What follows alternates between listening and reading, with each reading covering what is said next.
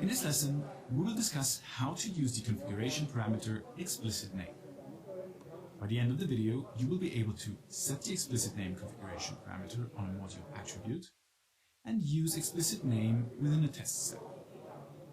More specifically, you will learn what explicitName does, why you may want to activate it within Tosca, where to activate it within your modules, and how to use it effectively within your test cases. So, explicitName is a configuration parameter which can be added to a module. It allows a change in the test set value's name, which reflects a technical identification, such as the index of an object within a group of objects that share the same properties. For example, if you wanted to select the first, second, or third option from a list of items that can change from run to run, you can use explicitName to do that without worrying about whatever properties of the item will be changing. explicitName allows Tosca to steer these objects using the index, considering any dynamic changes. As a matter of fact, you've already used explicitName while working with tables. Think back to the ability to use #2 to navigate to the second column.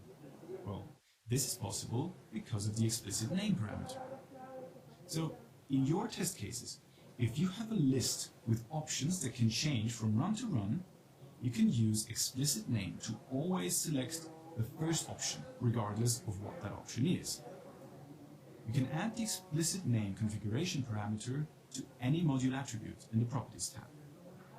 Ideally, this is a module attribute that is generic and has multiple instances, such as a list of items.